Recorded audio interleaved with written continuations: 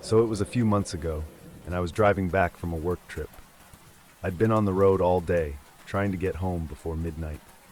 You know how it goes, long, empty stretches of highway, with nothing but the hum of the engine and the occasional flash of headlights in the distance. By the time I was a couple of hours from home, I could barely keep my eyes open. I knew I needed a break, just somewhere to stretch my legs, maybe grab a quick coffee. That's when I spotted it, a rest stop sign up ahead. It was one of those old roadside stops, the kind you only find on highways that nobody really uses anymore. It was a small building, just a blocky little structure off the main road, sitting under an old buzzing light. The windows were dark, and it looked deserted. I almost kept driving, but my eyes were so heavy that I figured it was worth stopping, if only for a few minutes. As I pulled into the lot, I noticed something odd. The air felt thick, heavy even. I chalked it up to tiredness, thinking I'd just been on the road too long, and parked under the dim, flickering light. When I stepped out of the car, it was dead silent.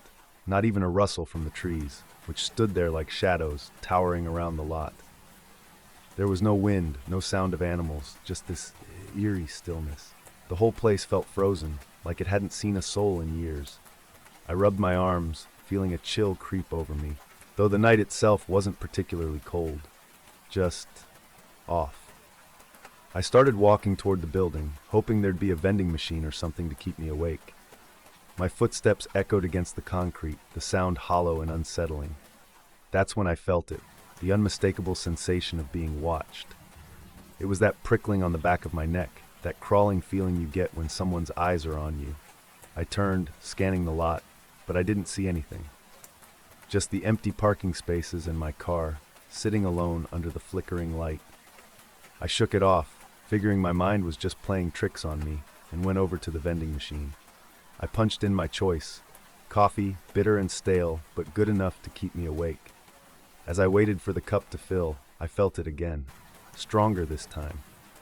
The sensation that someone was watching me, like their gaze was drilling into the back of my head. I couldn't ignore it anymore. I turned around, squinting into the darkness, searching for any sign of movement, and that's when I saw it. Across the lot, standing just at the edge of the trees, was a figure. They were far enough away that I couldn't make out any details, but I could tell they were watching me. They didn't move, didn't wave, just stood there, their silhouette barely visible against the dark outline of the forest. A wave of unease washed over me, and I felt my hands start to tremble. I tried to convince myself it was just a local, maybe someone who lived nearby, curious about why someone had stopped at this old, forgotten rest area. But there was something wrong about the way they stood. Too still, too rigid, like they weren't really human. I quickly grabbed my coffee and moved toward my car, trying to act casual. But my eyes kept drifting back to the figure, half hoping they'd turn around, walk away, do something to make it clear they weren't interested in me. But they didn't. They stayed there, just outside the light, unmoving, staring. I reached my car, unlocked it, and slid inside, my heart pounding. I tried to breathe, to tell myself I was overreacting. Maybe it was just my nerves or the long hours on the road. I took a sip of the coffee, hoping it would ground me, but the feeling didn't go away. If anything, it grew stronger, more suffocating, like the air itself was pressing down on me. And then, out of the corner of my eye, I saw movement. The figure was closer now, stepping out from the edge of the trees, just enough to be visible in the dim light. My stomach twisted as I realized they were facing me. I could see the faint outline of their shoulders, the tilt of their head. They were looking directly at me, and even though I couldn't make out a face, I knew. They were staring right into my eyes. A wave of panic surged through me. I didn't want to find out who or what they were. I shoved my coffee into the cup holder, threw the car into reverse, and pulled out of the lot as fast as I could, the tires screeching on the pavement. I glanced in the rearview mirror, and my blood ran cold. The figure was standing in the middle of the lot now, fully visible, their face still hidden in shadow. But they were closer, so much closer. I could feel their eyes on me, that cold, unblinking stare following me, even as I sped down the road, desperate to get away. As I drove, I kept glancing in the mirror, half expecting to see them standing there on the road, somehow keeping pace with my car. but the road behind me was empty, dark and silent. I tried to shake the feeling, telling myself it was over, that I'd left them behind. But the tension in my chest wouldn't go away, a tight, gnawing anxiety that wouldn't let up. And then after a few miles, my headlights caught something on the side of the road. It was another rest stop, nearly identical to the one I'd just left. Same flickering light, same small, dark building. I felt my heart skip a beat, my hands gripping the steering wheel tighter. I thought I'd been driving away from that place for miles. There was no way I'd looped back. But as I stared at the building, a chill settled over me, one that went deeper than just fear. It was as if the entire road had twisted, forcing me to come back to this place, no matter how hard I tried to escape. I drove past it, refusing to stop, refusing to even look, but the unease wouldn't go away. I kept my eyes on the road, pushing the car faster, desperate to put as much distance between me and that rest stop as possible. About 10 minutes later, I spotted something ahead of me, a figure standing by the side of the road. My hands tightened on the wheel, my throat going dry. It was them. I knew it without a doubt. Even though I couldn't see their face, I could feel their stare, piercing through the darkness, cutting right into me. They didn't move. They just stood there, waiting, like they knew I was coming. I forced myself to keep driving, to keep my eyes straight ahead. As I passed them, I felt the air in the car go cold, the same suffocating, heavy feeling that I'd felt back at the rest stop. I could barely breathe, my heart pounding so hard I thought it might burst. And then I made the mistake of looking in the mirror. They were there, sitting in the back seat, their face shrouded in shadow, eyes locked on mine through the mirror. I slammed on the brakes, skidding to a stop in the middle of the empty road, heart racing, breath coming in short, panicked gasps. But when I turned around, the back seat was empty. I don't know how long I sat there, my hands shaking, staring at that empty seat.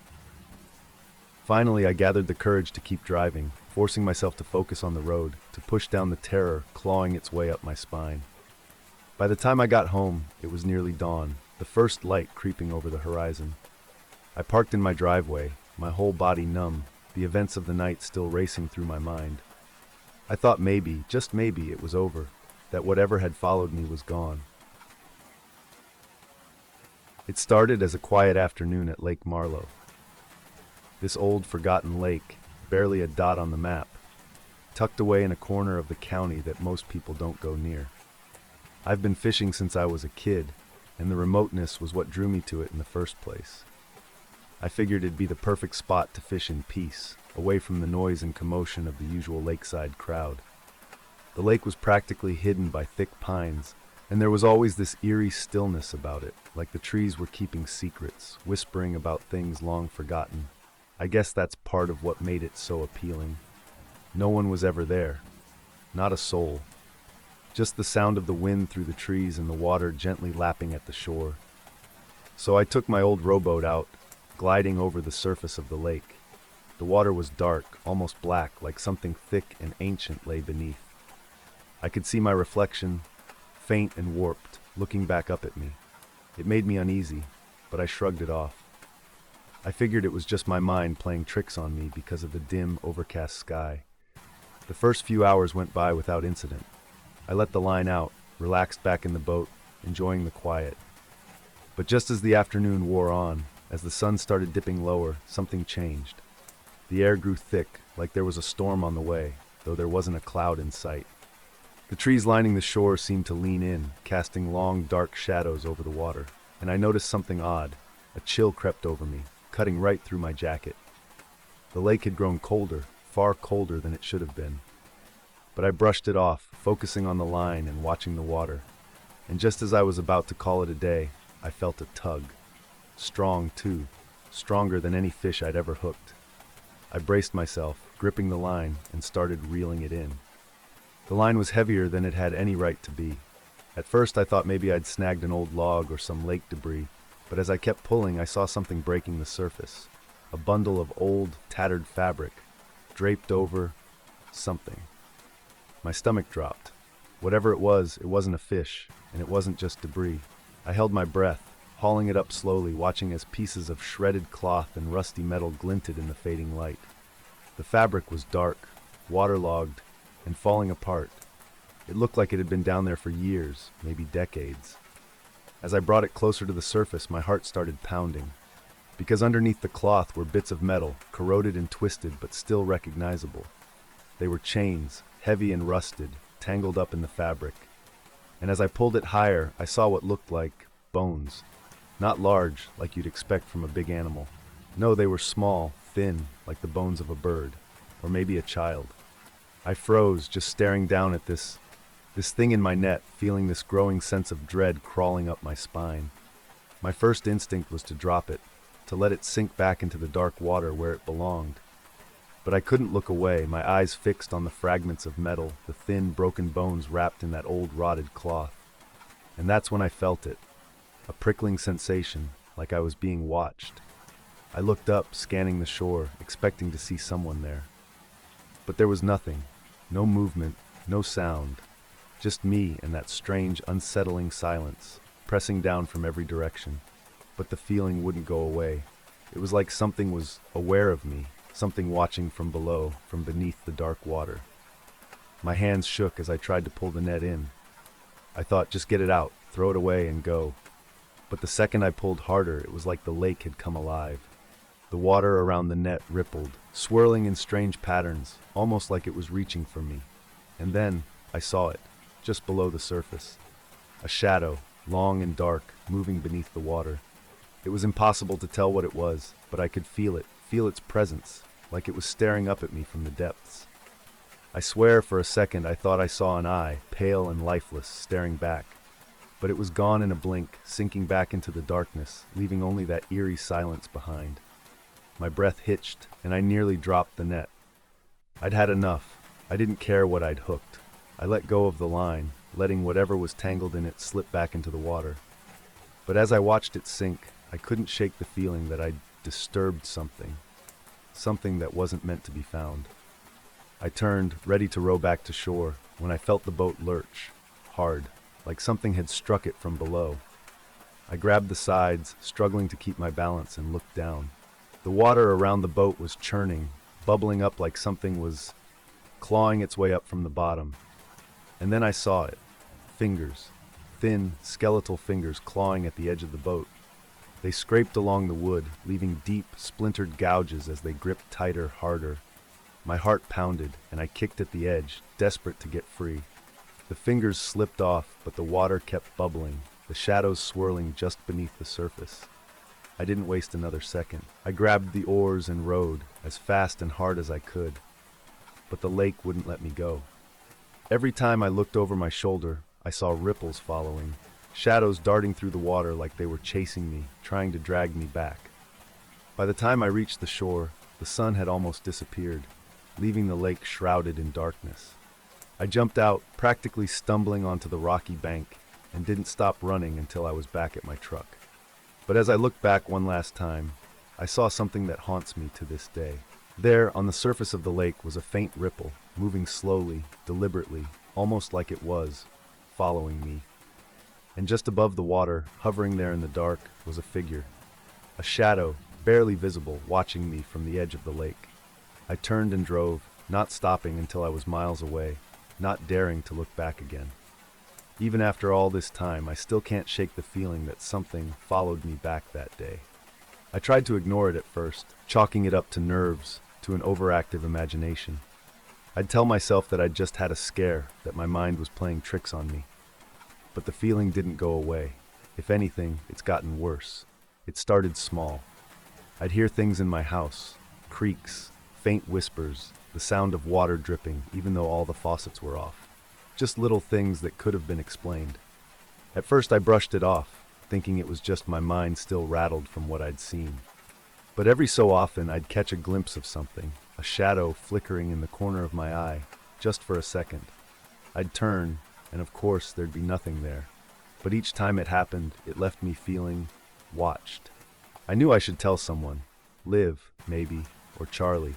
But every time I thought about it, I'd get this weird sinking feeling, like admitting it out loud would make it real. I didn't want to believe that whatever was in that lake was still with me. So I kept quiet, trying to ignore it, hoping it would just fade. Then, one night, something happened that I couldn't ignore. I was in bed, lying there in the dark, struggling to fall asleep. The house was quiet, the only sound the faint ticking of the old clock in the hall. I was just starting to drift off when I heard it. A soft, rhythmic tapping, like someone knocking, but it wasn't coming from the door. It was coming from the walls. At first I thought I was imagining it. I held my breath, listening, and there it was again. A slow, deliberate tapping, moving along the wall just behind my bed. I sat up, heart pounding, my eyes darting around the room, but there was nothing. Just darkness, and that steady, maddening tap, tap, tap. I got up, feeling around for the light switch, but as I reached for it, the tapping stopped. Silence filled the room, thick and suffocating. I stood there frozen, trying to convince myself to laugh it off, to call it some strange house noise. But then I heard something else, a faint, dripping sound coming from somewhere down the hall. It didn't make sense. All the faucets were off, and I hadn't used the kitchen or bathroom that night. But the sound kept going, steady, relentless, like water dripping in some hidden corner of the house. I grabbed my flashlight and walked out into the hall, shining the beam around, searching for the source. The house felt cold, colder than it should have been, and I swear the air was heavy with that same damp, earthy smell I'd noticed at the lake. I walked down the hallway, my steps slow and careful, straining my ears for the sound. It was coming from the bathroom, a soft drip, drip like water hitting porcelain. I opened the door, half expecting to find a leaking pipe or a broken faucet, but everything was dry. The sink, the bathtub, even the floor, it was all bone dry, no sign of water anywhere. Yet the dripping continued, louder now, echoing through the empty bathroom. And then I saw it. There in the bathtub was a small, dark puddle spreading slowly across the porcelain. It was thick, almost oily, with a dark reddish tint. I backed away, feeling bile rise in my throat, and that's when I noticed it, something moving in the puddle. Just a flicker, like something small and pale slipping beneath the surface, as if something was trying to push its way up. My flashlight flickered, casting erratic shadows across the walls, and I saw it again. A shadowy figure, just a glimpse, standing behind me in the mirror. It was blurry, its edges wavering, like it was made of smoke or mist. But I could feel its eyes on me, cold and unfeeling. I stumbled backward, nearly tripping over the edge of the tub, and the flashlight fell from my hand, clattering to the floor.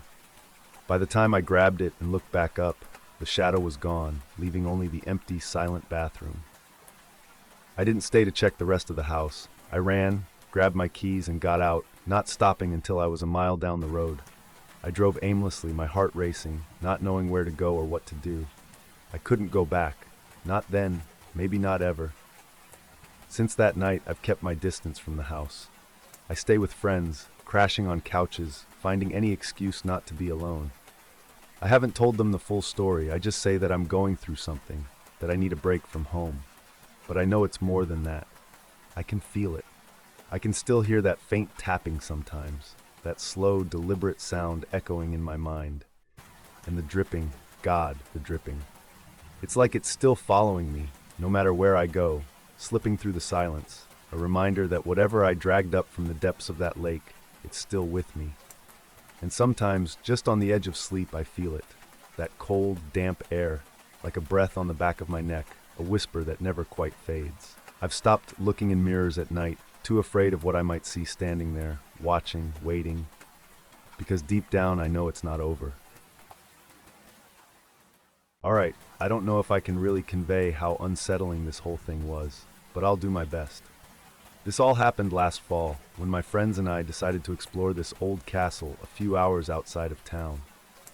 I know, it sounds like a bad idea already, but we'd always been into weird, creepy stuff, and honestly, we figured it'd just be a fun little adventure.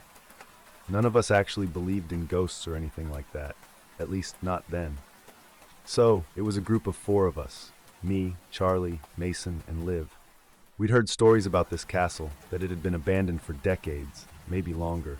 People in the nearby town claimed it was haunted by some old nobleman who had died under strange circumstances.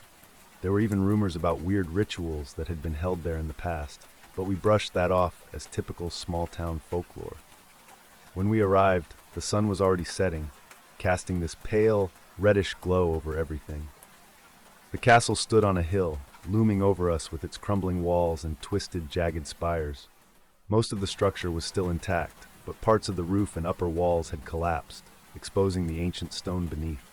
The air was thick, still, almost unnaturally quiet. There was this odd chill, too, the kind that seeps into your bones, even though it hadn't been that cold a day. We didn't let it get to us, though.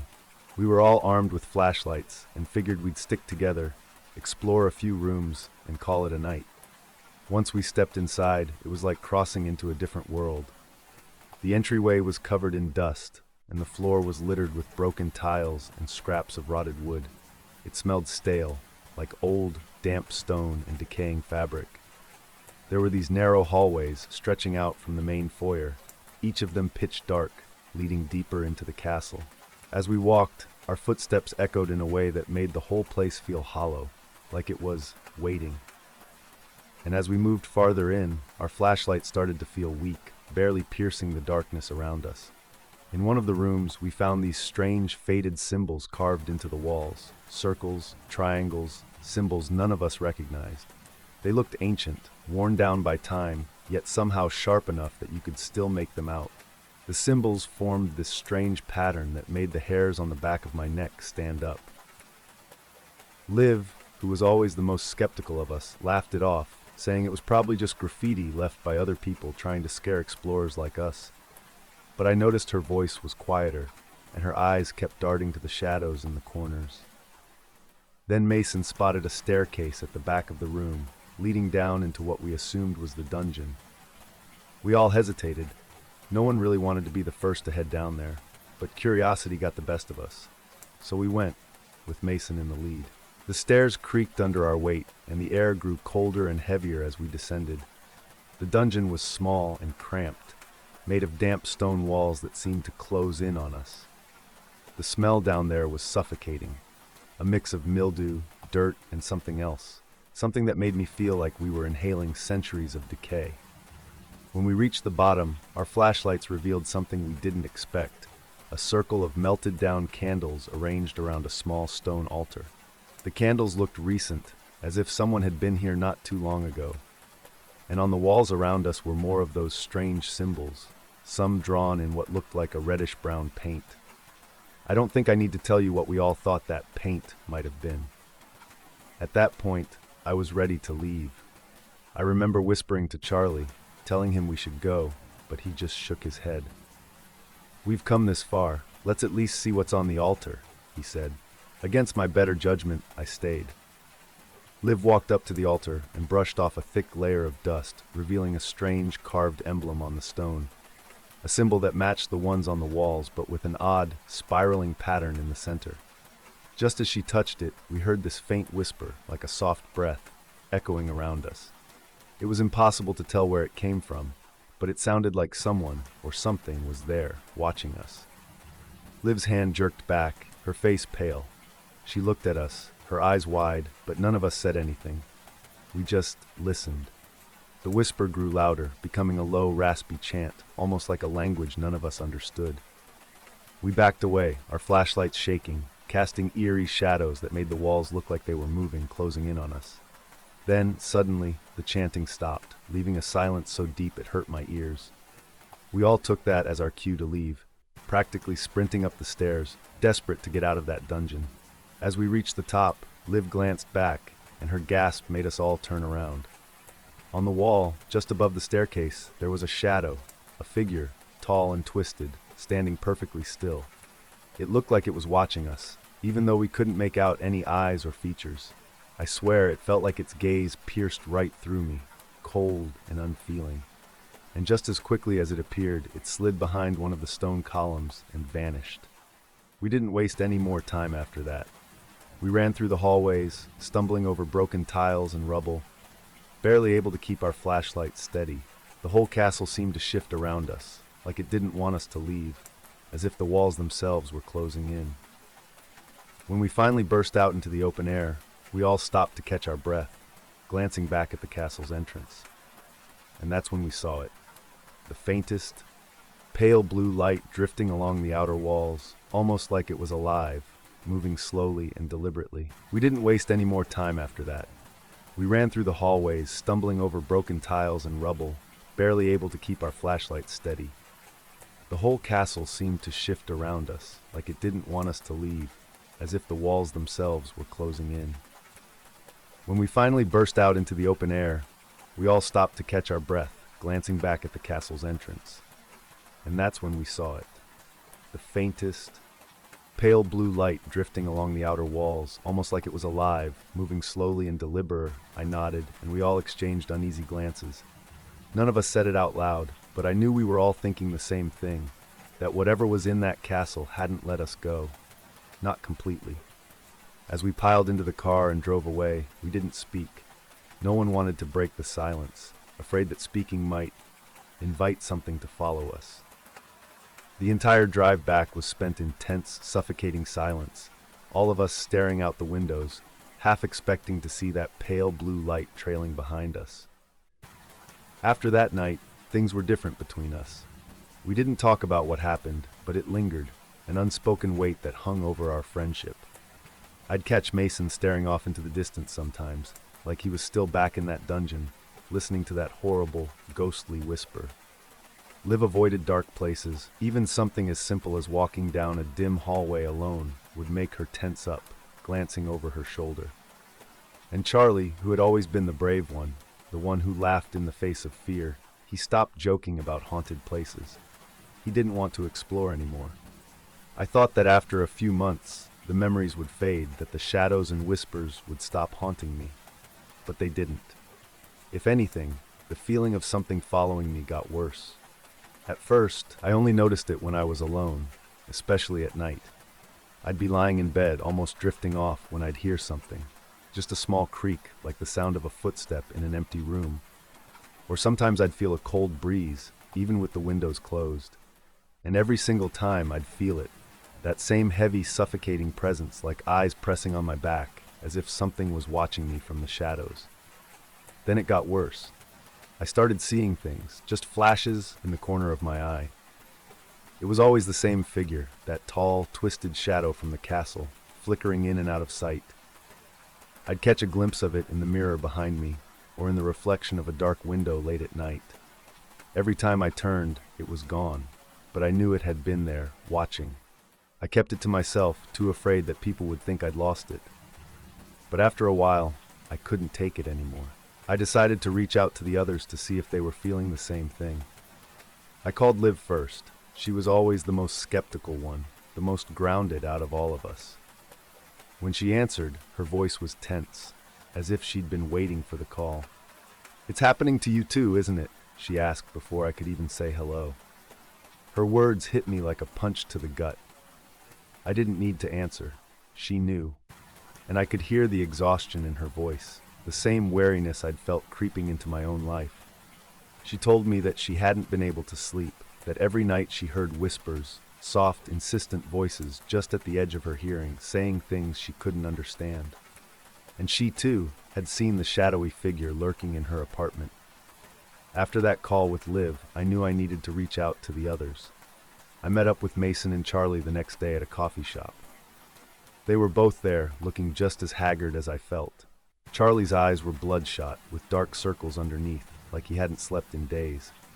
Mason was jittery, his hands shaking as he stirred his coffee.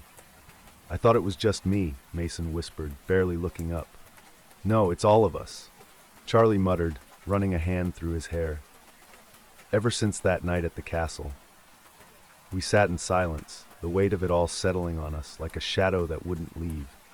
The feeling of being haunted, of something following us, wasn't just in our heads, it was real, shared, undeniable. Liv joined us later, and together, we tried to piece things together. We went over every detail of that night, from the symbols on the walls to the blue light that drifted along the castle. And we realized something. Whatever it was, whatever we had disturbed, wasn't just haunting one of us. It was attached to all of us. Somehow, we'd all become connected to that presence, that thing that had been waiting in the shadows. We decided we had to do something, anything, to sever this connection. Mason suggested we return to the castle. He thought maybe if we put things back the way they were, left some kind of offering, or maybe even just apologized, it might let us go. None of us had a better plan, so we reluctantly agreed. The drive back to the castle was even more tense than the first time. The sky was gray, the air thick and cold, and every mile brought that same feeling of dread sinking deeper into my chest. When we finally reached the hill, the castle looked darker than I remembered, almost like the shadows had seeped into the stone itself, waiting for us. We stepped inside, and the silence swallowed us again, just like before. This time, though, it felt even more oppressive. Every step we took echoed through the empty halls, amplifying the sense that something was there, waiting. When we reached the dungeon, the candles we'd seen were gone, and the altar was covered in a thick layer of dust again. But there was something new, a faint scratching noise, like nails scraping against stone, echoing from deep within the walls. Liv shivered, her face pale. What is that?" None of us answered. We were all too terrified to move, but eventually Charlie stepped forward, pulled out a piece of paper, and started to read aloud from a note he'd written. It was kind of a prayer, or maybe a plea. He asked for forgiveness, said we didn't mean any harm, that we'd leave the castle in peace if it let us go. The scratching stopped, and for a moment the silence felt lighter, almost as if it had lifted. But then I saw it, out of the corner of my eye, the shadow, moving along the wall, creeping closer to us, its shape twisted and unnatural, like it didn't quite belong. "Charlie, we have to go," I whispered, my voice barely a breath. But he kept reading, his voice trembling, pleading with whatever spirit or presence was there. And as he spoke, the shadow stopped, hesitating, as if it were listening. I swear I felt a coldness brush past me, like icy fingers grazing my skin.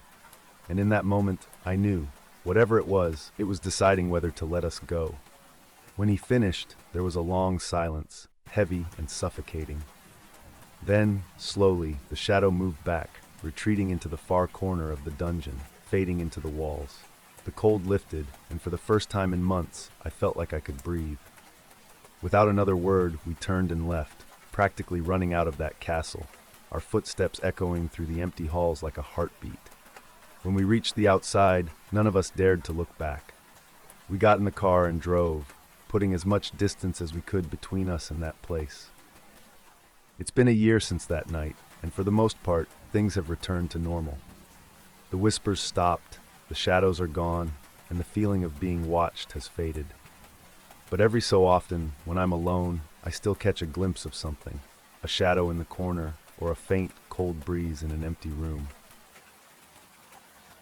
I'll tell you about the time my friend Dylan and I decided to drive out to this cabin we rented online. We were both overworked and just wanted a quick break from city life. The cabin was supposed to be in this remote, forested area, perfect for getting away, or so we thought. The drive started out normal enough, late afternoon sun filtering through trees as we drove deeper into the woods. At first, we were both in good spirits, cracking jokes and getting excited about a weekend of unwinding. But as the road narrowed and the sun began to dip lower, we both started to feel, I don't know, an odd sort of tension. We laughed it off, blamed it on the shadows stretching across the road and making everything look twisted and a little eerie. But I could tell Dylan felt it too. He kept glancing in the rearview mirror like he was expecting something to be there. Then we took a sharp turn and entered this dense patch of forest, where the trees seemed to lean toward each other, nearly blocking out what was left of the daylight. I remember rolling down my window, feeling like I needed air, but all that came in was this thick, damp smell of moss and decay, like the forest had been holding its breath for centuries.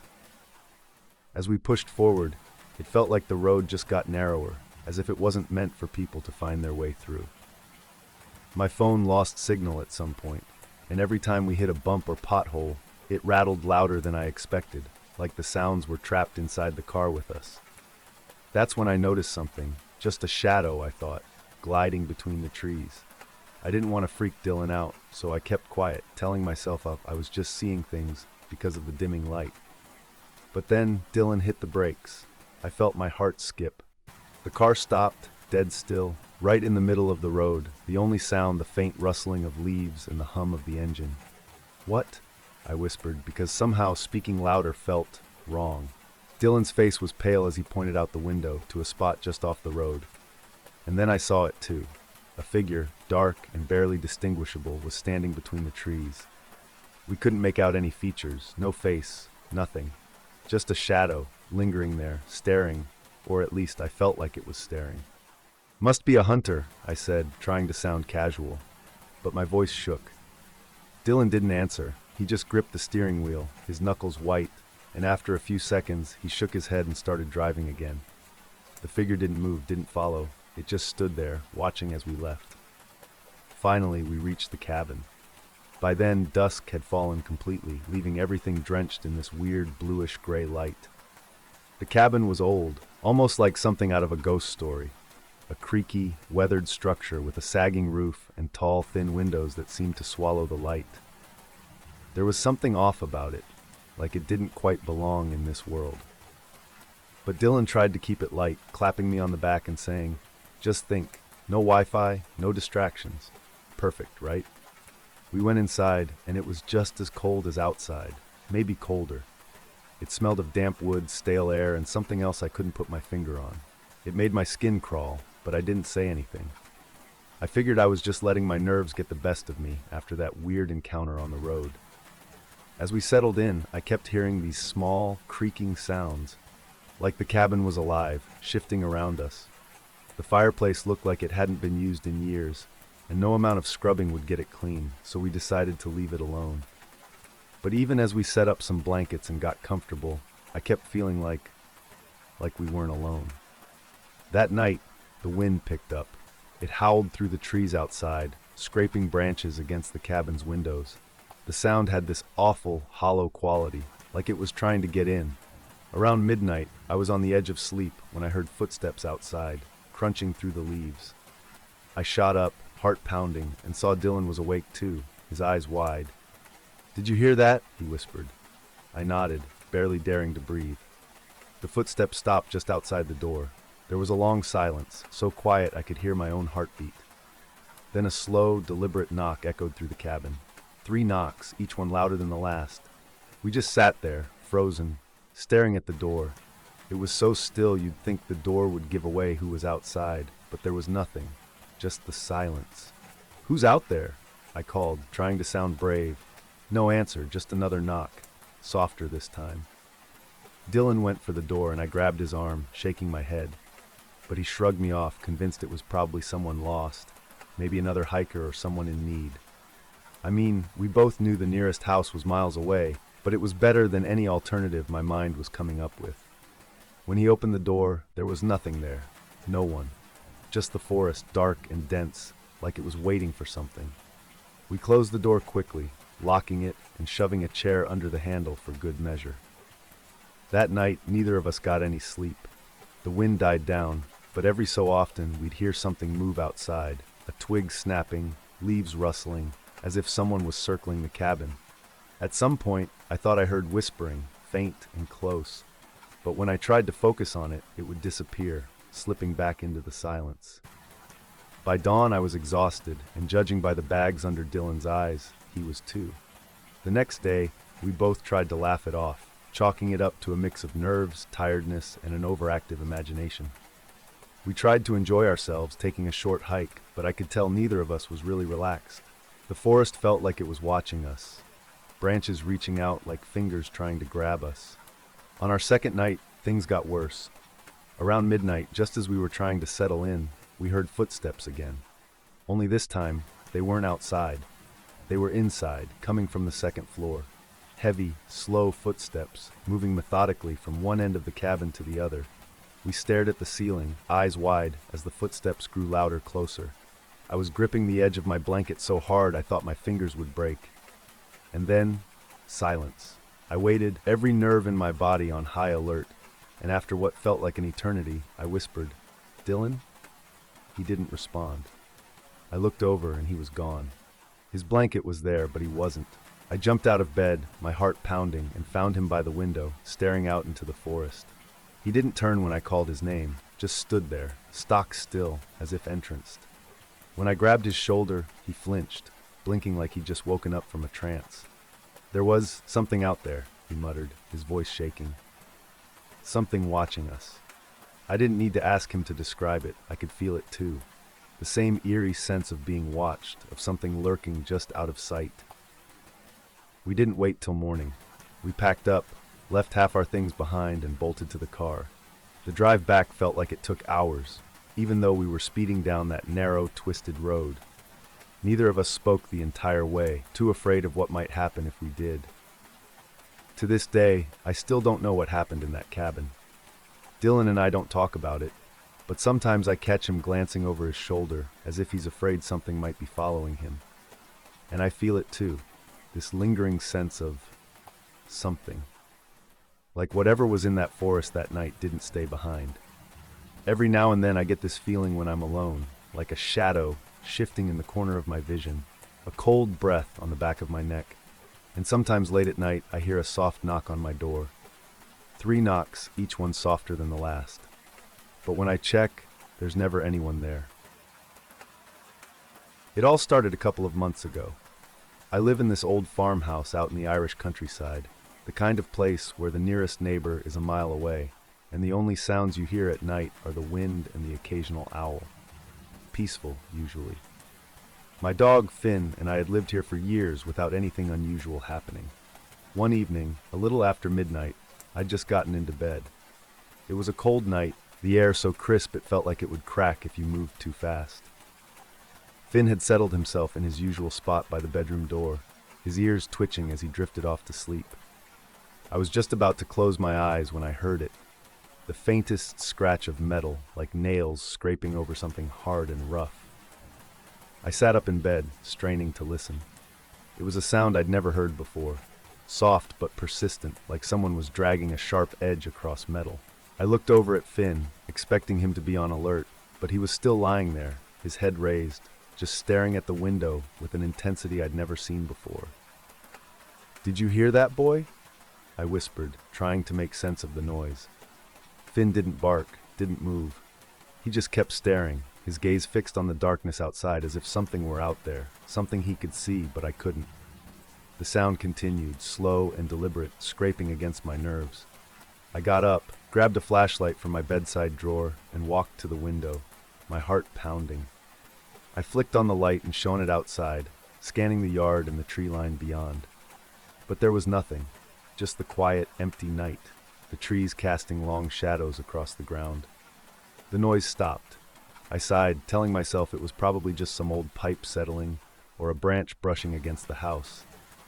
But as I turned to go back to bed, I heard another sound, a faint, rhythmic tapping, like someone lightly rapping their knuckles against the window. I whipped around, aiming the flashlight, my pulse racing, but there was no one there. Finn let out a low growl, his hackles raised. He was still staring out the window, his body tense, his eyes wide and unblinking. Now I'd had Finn for years, and he wasn't one to get spooked easily.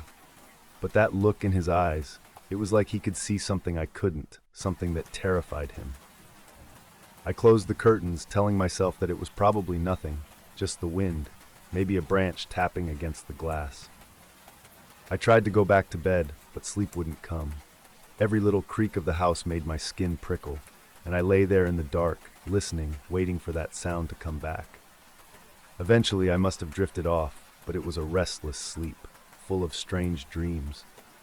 Dark shapes moving through the trees, shadows pressing in against the windows, whispers that I couldn't quite make out. The next morning, I felt like a zombie. I went about my chores, trying to shake off the feeling of unease from the night before. Around noon, I headed into town to pick up some supplies, and that's when I heard the news. Apparently, a new guy had moved into the area a few weeks back, renting out an old shed of a place just on the other side of the hill. He kept to himself, rarely came into town, but people had noticed a few strange things, like how he only ever went out at night, and how he always wore these dark clothes, a hat pulled low over his face. Odd fellow, that one, the clerk at the store told me, shaking her head as she rang up my groceries. Keeps to himself, hardly says a word, and there's something unsettling about him. Now, I'm not usually one to gossip, but the way she described him gave me a chill, and I couldn't help but think back to the noises I'd heard the night before. It was probably just a coincidence, but something about it didn't sit right with me. That night, I went to bed feeling on edge. I couldn't shake the feeling that something was wrong, that there was something lurking just beyond my sight, waiting.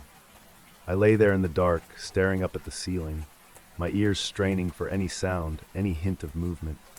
And then, just past midnight, I heard it again. The same metallic scratching, faint but insistent, like something sharp dragging across metal. I sat up, my heart pounding, and looked over at Finn.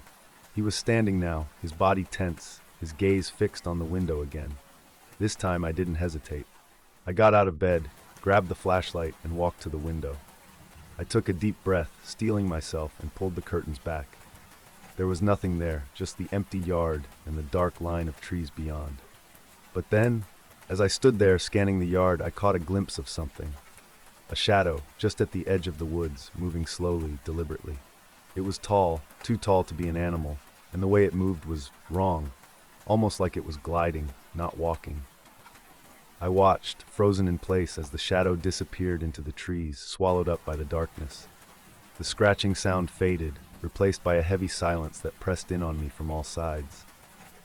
I backed away from the window, my hands shaking, and locked the door, checking every window, every latch, before finally going back to bed. But I couldn't sleep. I lay there, listening to every creak and groan of the house, waiting for that sound to return.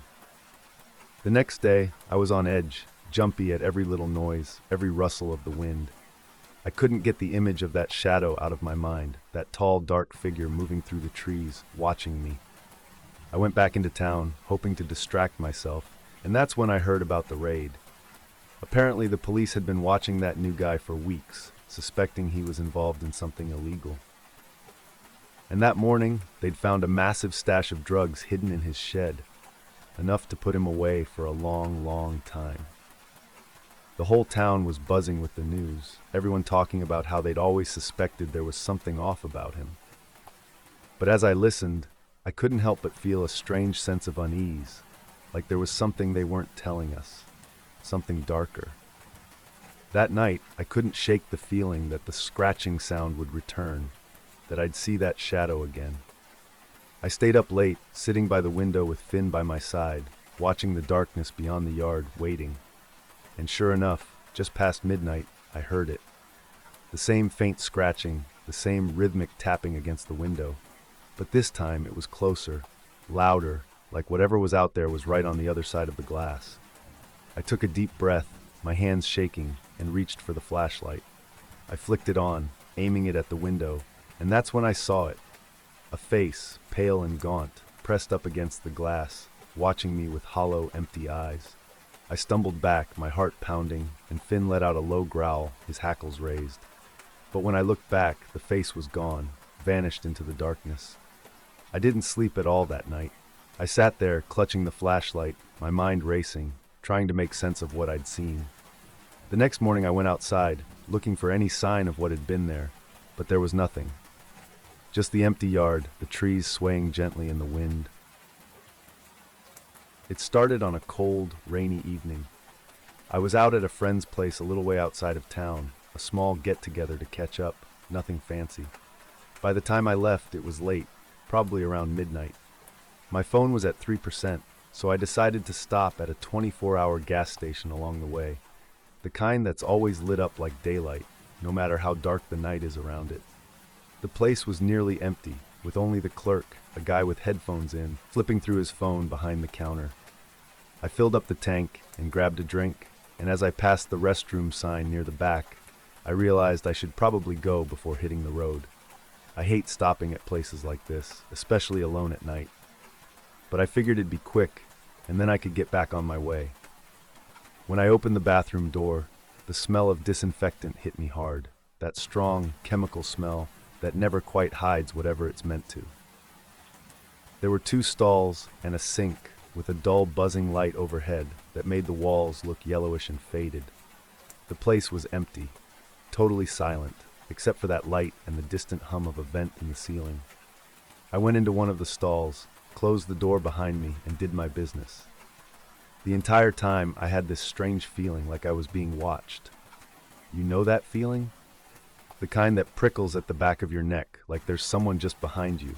I shook it off, chalking it up to nerves from being in an empty place late at night. But it only got worse. I could have sworn I heard something. a soft, barely there whisper. At first, I thought maybe it was just a breeze from the vent, or maybe the faint sound of the music the clerk had playing outside. But it didn't sound like that.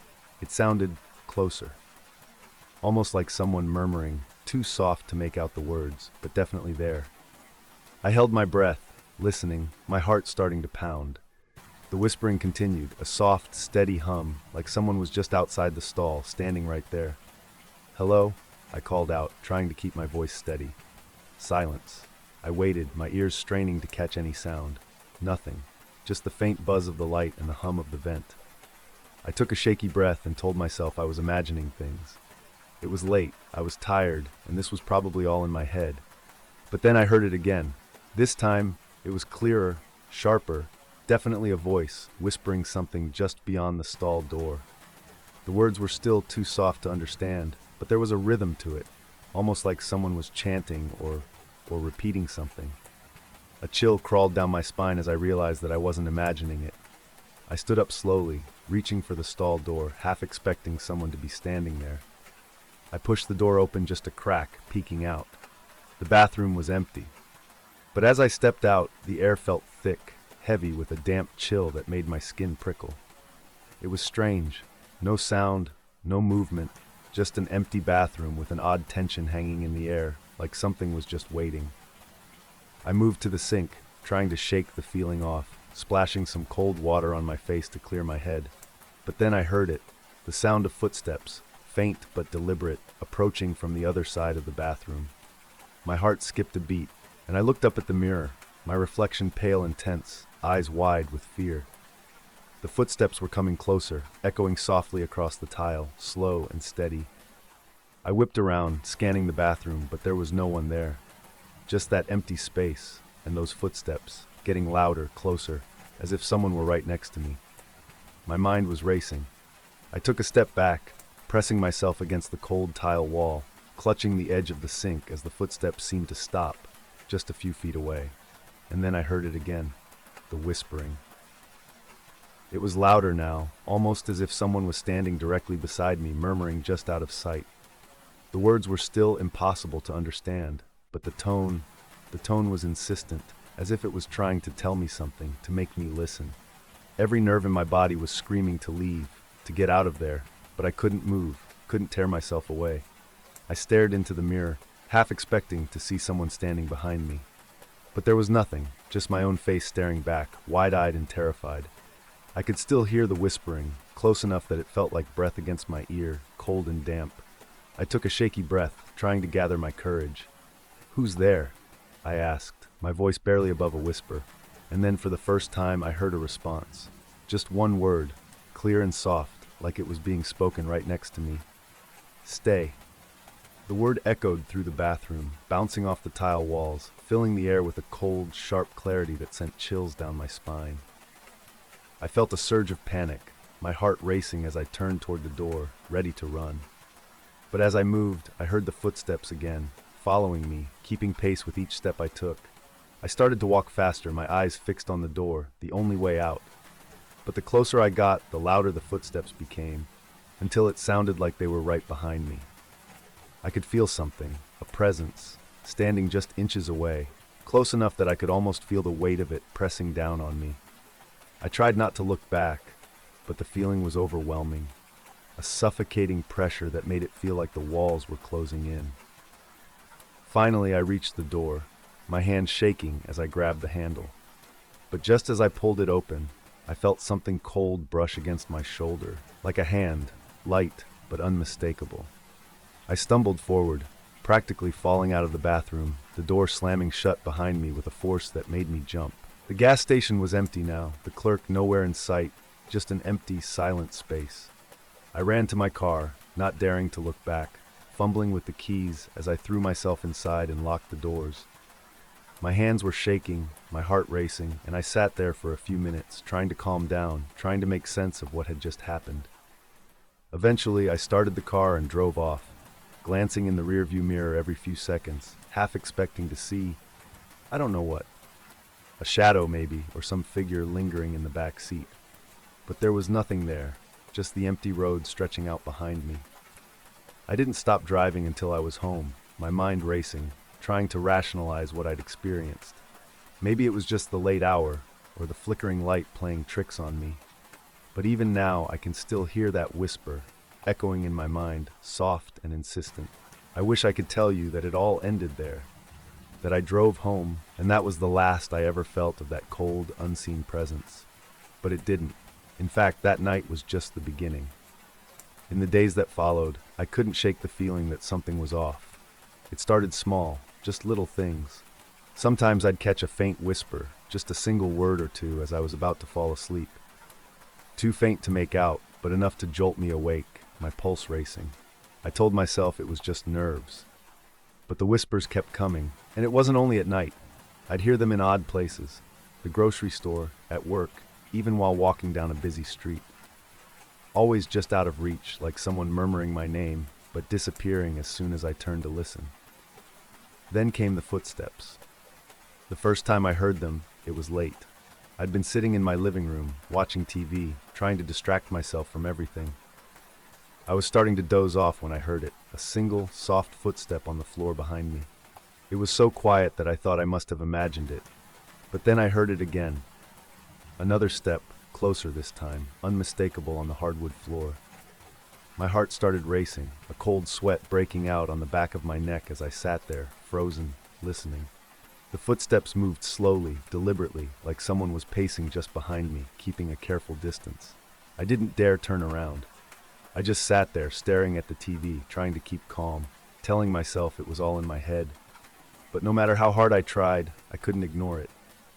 I forced myself to get up, to walk down the hall to my bedroom, trying to shake off the feeling of being watched. But as soon as I reached the doorway, I felt that cold, invisible pressure behind me again, closer than before. I held my breath, my hand gripping the edge of the door frame as the footsteps stopped, right outside my door. I stood there, my whole body tense, waiting for something, anything to happen. The silence stretched on, thick and oppressive, until I finally dared to look back. Nothing, just the empty hallway, shadowed and silent. But I couldn't shake the feeling that something was still there, watching me from just out of sight. I closed the door and locked it, crawling into bed, pulling the blankets up to my chin like a child, as if that could somehow protect me. But that night, the whispers came back, louder this time, clearer. I could hear them, just outside my door, murmuring softly, words I couldn't quite understand. I lay there, my heart pounding, staring at the ceiling, listening as the whispers grew louder, filling the room with that same insistent, echoing tone. And then, just as suddenly as they'd started, they stopped. The room went silent, so quiet I could hear my own breathing, ragged and shallow. I lay there for what felt like hours, afraid to move, afraid to even breathe too loudly. The next morning, I was exhausted, barely able to keep my eyes open. I went through the day in a fog, my mind replaying the events of the night over and over, trying to make sense of them. But no matter how I looked at it, nothing added up. That night, I was determined to sleep peacefully. I left every light in my apartment on, hoping that the brightness would keep whatever presence I'd felt at bay. But as soon as I turned off the TV and lay down, I felt it again. That chill, that prickle at the back of my neck, as if someone were standing just behind me. I sat up, scanning the room, my eyes darting to every corner, every shadow.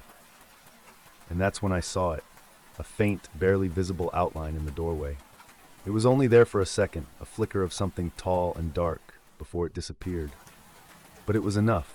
I knew, with a bone-deep certainty, that I wasn't alone. I didn't sleep at all that night. Just sat there in bed, waiting for dawn, my eyes locked on the doorway, half expecting that shadow to return. And when the sun finally rose, I felt a surge of relief, as if the daylight could somehow protect me. But it didn't. In the days that followed, I started noticing other things. Shadows moving just out of sight, a flicker of movement in the corner of my eye, and always, that whispering, following me wherever I went. I'd hear it at work, in the grocery store, on the quiet streets at night, always just out of reach, taunting me with its presence. I tried telling a friend about it once, hoping that maybe they'd have some rational explanation, something that would make it all make sense. But as soon as I started describing what was happening, I could see the doubt in their eyes. They tried to be understanding, but I could tell they thought I was losing it, imagining things that weren't really there. After that, I stopped talking about it. I didn't want to seem crazy. But the worst part, I couldn't shake the feeling that this presence, whatever it was, wanted something. It wasn't just following me, it was waiting, watching, as if biding its time. And no matter where I went, no matter how many lights I left on or how many times I told myself it wasn't real, it never left. One night, after weeks of this torment, I finally broke. I couldn't take it anymore. The whispers, the shadows, the constant feeling of being watched. I got up, threw on my coat and went for a walk, hoping that maybe, somehow, I could outrun whatever was haunting me. I wandered through the empty streets, my footsteps echoing in the silence, the cold night air biting at my skin. But the feeling only grew stronger, the whispers louder, echoing through the empty alleys, following me with an intensity that made my skin crawl. I felt it, pressing in from all sides, a presence that was so close I could almost feel it breathing down my neck. And then I saw it. A figure stood at the end of the street, tall and shadowed, barely visible in the dim light. My heart stopped, my body frozen in place as I stared at it, unable to look away. It was exactly like the figure I'd glimpsed in my apartment, a dark, hazy outline, watching me with an intensity that made my blood run cold. I tried to turn to run, but my legs wouldn't move. I could only watch as the figure began to approach, each step slow and deliberate, echoing in the silence. My mind was racing, my heart pounding, and I felt a surge of panic rise within me, desperate to escape, to get away. But then it spoke. "Stay," it whispered, the same word I'd heard that first night, clear and soft, echoing through the empty street. And in that moment, I understood. It wasn't just following me, it wanted me. It wanted me to stay, to give in, to let it in. The realization hit me like a punch, a cold, suffocating dread that wrapped around my chest, making it hard to breathe. I closed my eyes, forcing myself to move, to turn and run, the sound of its footsteps echoing behind me, closer with each step. I ran faster than I ever have, my heart pounding, my lungs burning, not daring to look back. When I finally reached my apartment, I slammed the door behind me, locking it, bolting it, and collapsing against it, gasping for breath. The silence was deafening, pressing down on me, but the footsteps had stopped. I was alone, at least for the moment. I haven't gone out at night since. I haven't heard the whispers, haven't felt that suffocating presence. But even now, I can't shake the feeling that it's still out there, waiting, watching. And I know deep down that if I ever go back into that quiet, empty night, it'll be there, waiting for me to slip up, to let it in. All right, I'll tell you about it, but you have to understand that what happened to me out there in that field, it wasn't normal. It felt like reality was slipping. I still can't explain it, but I'll do my best to describe it as clearly as I can. It started with just another night, quiet and cool. I'd gone for a walk to clear my head after a long day. I live in a small town, mostly surrounded by farms and fields, and there's this one stretch of land just on the outskirts that always drew my attention. Just an ordinary field by day, nothing too unusual about it. But at night, the place had a different feel, like something was lurking just beneath the surface. I don't know what possessed me to go there that night. It was dark, maybe a little too dark, with just a thin crescent moon hanging in the sky. The stars were dim, mostly drowned out by clouds that kept drifting in and out, casting heavy shadows across the field. I could barely make out the shapes of the tall grass, but there was something about that night air. It was too still, too quiet. Not a single breeze, no rustling leaves, no chirping crickets, nothing. I kept walking, drawn deeper into the field, the grass whispering softly as it brushed against my legs. I don't know what I was looking for exactly, but it was like something was calling me forward. After maybe 10 minutes, I saw it. There was this perfect circle in the field, like someone had come along and pressed down the grass in a ring. It was maybe 10 feet across, the edges sharp and precise, as if someone had used a machine to make it. I stopped at the edge, staring down at it, feeling an uncomfortable prickle at the back of my neck. I'd heard about crop circles, of course, but this one was different. It wasn't complex or intricate, just a simple circle pressed into the grass, but the silence around it, that was what got me. Standing there, I felt like the air had turned thicker, heavier. I took a step closer, And that's when I noticed the smell, a faint, burnt scent, like metal and something sharper. The closer I got, the stronger it became, filling my nose with a sharp, metallic tang that made my eyes water. I stepped back, feeling the urge to run, but something kept me rooted there, like my feet were anchored to the ground. That's when the atmosphere changed. I can't describe it exactly, but it was like the silence had a weight to it. I couldn't hear my own breathing, couldn't even feel my heart beating, like time had paused in that single moment. And then the strangest thing happened. I could feel something. I don't know how to put it. An energy, a presence, something big and heavy, almost like it was watching me. And it was close, so close I could feel it. I whipped around, scanning the field, but all I could see were shadows, the darkness pressing in from every direction. There was nothing there. And yet I knew, with a bone-deep certainty, that I wasn't alone. A shiver ran down my spine, and I forced myself to move, to take a step back. But as soon as I did, I heard a sound, a soft hum, low and vibrating, like something alive. The ground beneath my feet trembled just slightly, and my head started pounding, like some invisible pressure was building around me, squeezing tighter with every second. I took another step back, and then another, barely able to see anything now as the shadows seemed to thicken. And then, just like that, the hum stopped. The air went still again, but this time it felt different, colder, like something had shifted in a way I couldn't explain. I turned, ready to get out of there, but then I saw it, a light, a faint, bluish glow coming from the center of the circle. I froze, my eyes locked on it as the light grew brighter, expanding slowly, casting long shadows across the field. It was beautiful, but there was something wrong about it, something unnatural. The light didn't flicker or waver, just glowed steadily, almost pulsing. My heart was hammering now, and I knew I had to get out of there. But before I could move, I saw something, a shape.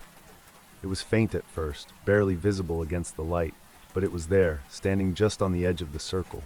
Tall, thin, almost too thin, like it was stretched out. My breath caught in my throat, and I felt my whole body go cold. The figure didn't move. It just stood there, watching me, its face hidden in the shadows. I couldn't see any features, just the outline of a body, unnaturally still.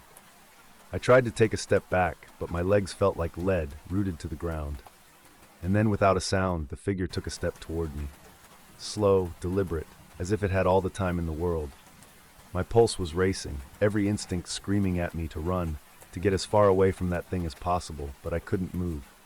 I was frozen, trapped by its gaze, even though I couldn't see its eyes.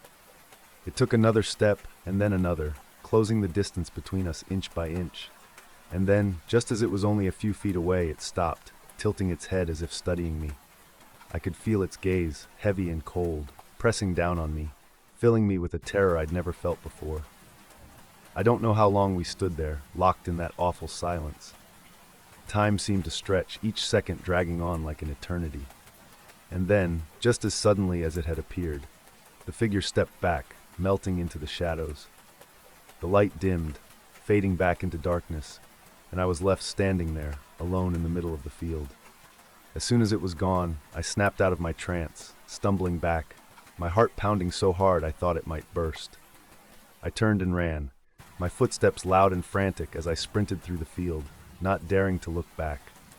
The silence was deafening, pressing in on me from all sides, but I didn't stop, I couldn't.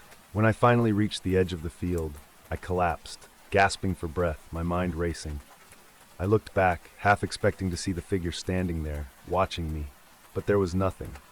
Just an empty field, silent and still, as if nothing had ever happened.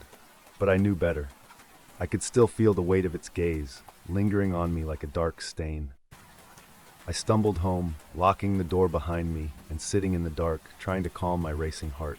I didn't sleep that night, just sat there, replaying the events over and over in my mind, trying to make sense of it, but there was no sense to be found. In the days that followed, I tried to forget, to convince myself it was just my imagination. But every night, when I closed my eyes, I could still see that figure, standing in the circle, watching me with those empty, unseen eyes. And then, a few nights later, I noticed something strange outside my window. At first, I thought it was just a trick of the light, a shadow cast by a passing car. But then I saw it, a faint bluish glow, just like the one in the field. It hovered there for a moment, flickering faintly, and then it was gone. I don't know what it was or why it's still following me. After that night, things were different. I tried to go about my life, to ignore what happened, but I couldn't shake the feeling that something was wrong. I'd catch myself looking over my shoulder constantly, feeling a prickling at the back of my neck like I was being watched. Every little sound would make me jump. My own shadow seemed to follow me with an intensity I couldn't explain. But the worst part? I started seeing that bluish glow again. It would appear in the strangest places, reflected faintly in the mirror, hovering at the edge of my vision, lingering in the dark corners of my house. At first, I thought it was just my mind playing tricks on me, the memory of that night replaying itself. But each time, the glow would last longer, burning brighter, until I couldn't deny it anymore. One night, maybe a week after the first incident, I was lying in bed, staring at the ceiling, when I felt the temperature in the room drop. The air grew thick, dense, and I could see my own breath in faint clouds above me. I sat up, heart pounding, and saw it. At the foot of my bed, that same bluish glow, brighter and sharper than ever. My stomach turned as I watched it, the light slowly pulsing, almost like it was breathing. And then, from within the glow, I saw something move. The shape of that figure began to take form, as clear as it had been in the field. Tall, thin, unnaturally still, with that same tilted head and those empty eyes staring at me like I was some kind of puzzle it was trying to solve. I wanted to scream, but my throat was tight, frozen with fear. All I could do was stare, transfixed, as the figure stepped forward, crossing the room with slow, deliberate steps. Every instinct in my body screamed to run, but I was rooted in place, paralyzed by the weight of its gaze. And then it spoke. The voice was soft, barely above a whisper, but it filled the room, echoing in my mind. "Why did you look?" The words hung in the air, heavy and cold, filling me with a dread I'd never felt before. My heart raced as I tried to think of something to say, some way to explain myself, but no words would come. I just sat there, staring at this figure, feeling its presence like a shadow pressing down on me. It tilted its head again, a slow, deliberate movement, as if it were waiting for an answer. I swallowed, forcing myself to speak, my voice barely a whisper. I didn't mean to," I managed, my throat dry. "I was just curious." The figure stayed silent for a long moment, its gaze piercing, and then it took another step forward, closing the distance between us until it was only inches away. I could feel the cold radiating from it, chilling me to the bone. "You were not meant to see," it said, its voice like a hiss, soft and venomous. And then, before I could react, it reached out, its hand hovering just above my chest. I felt a strange pressure, like something was being pulled from me, some vital part of myself. The world around me began to blur, growing dimmer, darker, until I was surrounded by shadows. Just as I felt myself slipping, the figure pulled back, releasing me.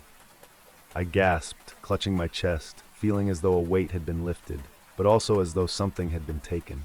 The figure stepped back, watching me with those empty eyes, and then it slowly faded, the bluish glow dimming until it disappeared completely, leaving me alone in the dark. For the rest of the night, I sat there, too shaken to sleep, staring at the spot where it had stood, half expecting it to return. But it didn't. The silence settled back over me, thick and oppressive, and I couldn't shake the feeling that something had changed, that I'd lost a part of myself I'd never get back. In the days that followed, I felt different, hollow, somehow.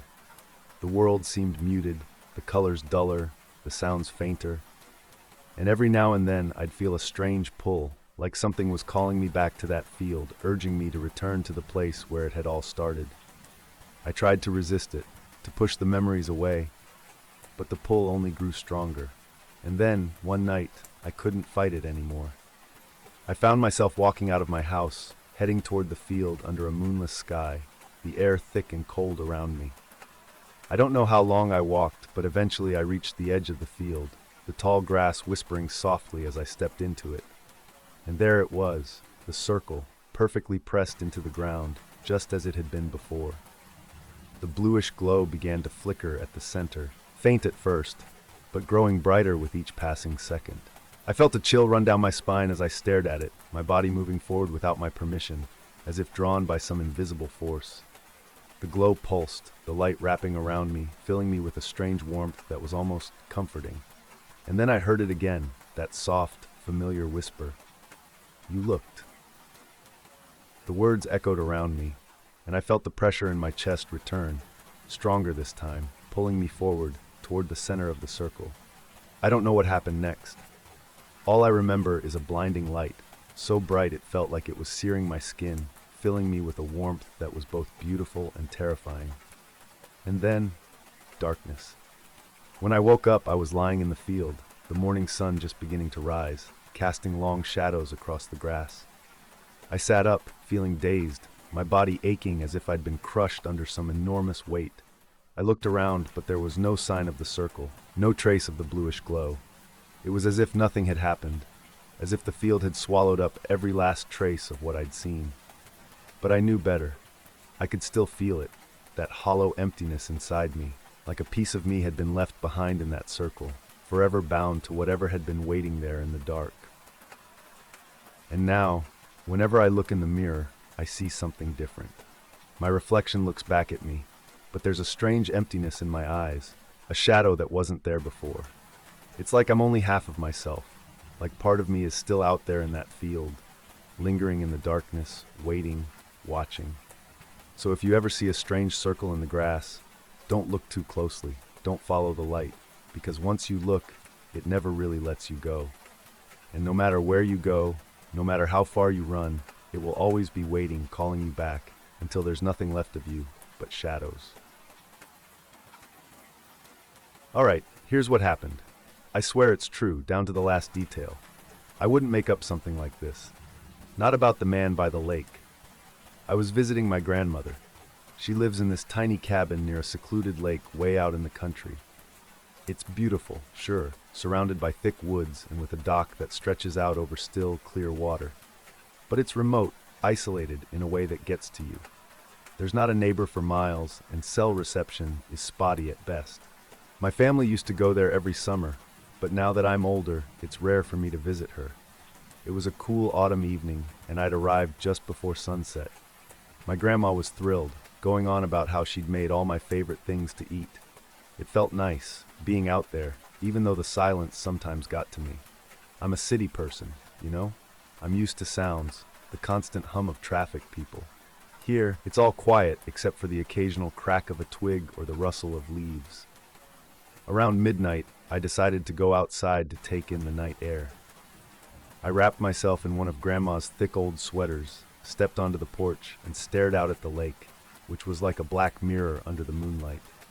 It was so quiet that every little sound, the crunch of my footsteps on the gravel, the light slap of water against the dock, felt loud, almost intrusive.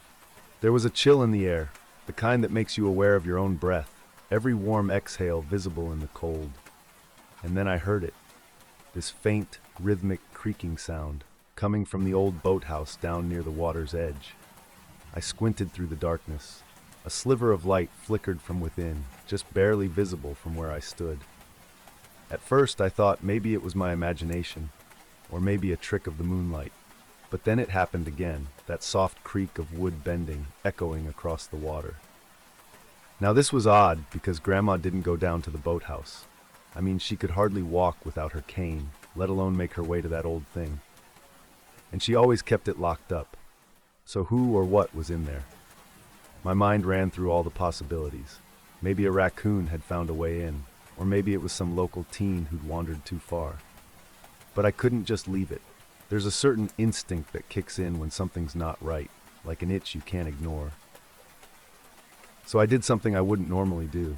I went back inside, grabbed the old hunting rifle Grandma kept stashed in her closet, and checked that it was loaded. Now, I'm not exactly a gun guy, but I felt better holding it, knowing I had something to protect myself if it came to that.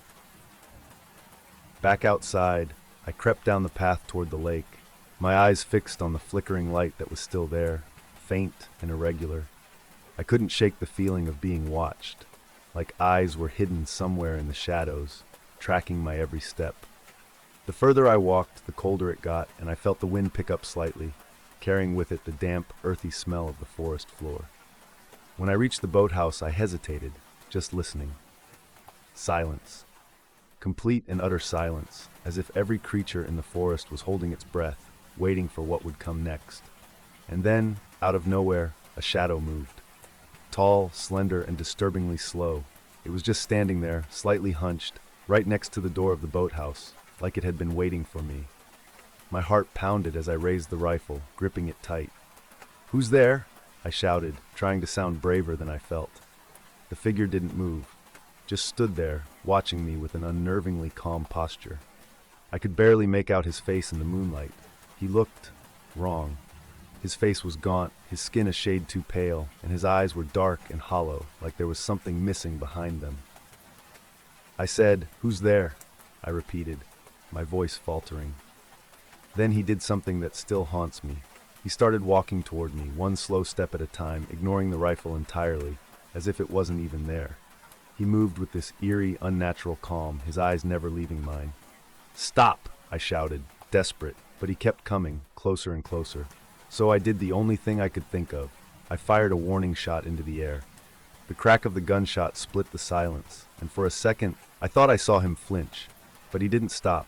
He just lifted his hand slowly, palm outward, and said in a low, almost soothing voice, "Calm down." "Who are you? What are you doing here?" I demanded, my voice a shaky mess. The man didn't answer. Instead, he just held that calm, almost comforting smile, and then, slowly, deliberately, he turned away from me. He walked off the path into the forest, disappearing between the trees without so much as a glance back. I stood there, frozen, my heart pounding in my ears, my hands shaking around the rifle. My mind raced, trying to make sense of what had just happened. Who was he? And why had he acted so strange? And more importantly, why hadn't he been afraid of the gun? When I finally gathered the courage to move, I rushed back to the cabin and locked every door, every window. Grandma was asleep, oblivious to the whole ordeal, and I didn't have it in me to wake her up. I just sat there in the kitchen, the rifle still in my hands, staring out the window toward the forest, waiting, watching. Hours passed. I barely slept, just dozed off here and there, jolting awake at the smallest sound. When dawn finally broke, the first light of morning filtering through the trees, I felt an overwhelming sense of relief. But it didn't last. When Grandma woke up, I told her about the man. She went quiet, her face pale, and looked at me with an expression I couldn't quite read. "Did he say anything?" she asked, her voice barely a whisper. "Just told me to calm down. And then he walked off into the woods," I replied, my heart still racing at the memory. She took a deep breath, staring out the window. "There was a man who used to come here, years ago, lived up in those hills, alone, no family. One day he just vanished. Folks said he must have gone deeper into the woods and got lost, but no one really knows."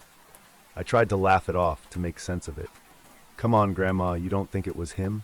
She just looked at me, eyes tired and sad. "Sometimes the lake keeps memories, keeps souls. I never go down to that boathouse at night. There are things you don't want to see. It's why I told you to leave that place alone."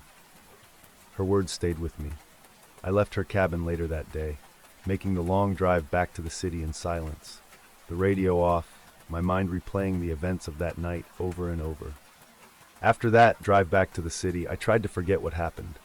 I told myself it was probably just some local weirdo, maybe a drifter who didn't have it all together.